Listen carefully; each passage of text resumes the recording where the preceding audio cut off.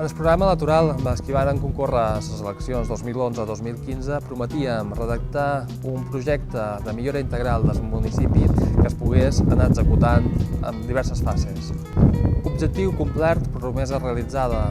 Dins enguany hem pogut refer multitud d'obres i entre les quals hi ha dues fases d'escost que esperem enguany poder realitzar una tercera i també des de la pastareta de la mitjana de l'Avinguda Sa Pau fins a reformar l'aparcament de les places esmicoles fins a petites actuacions tant en el casc com a tota la costa.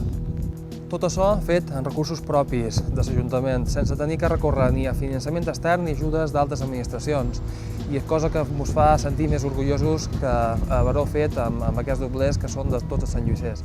Doblers que també faran possible dins enguany reformar el camí vell de Suestrà i moltes altres actuacions que tenim previstes fer dins enguany.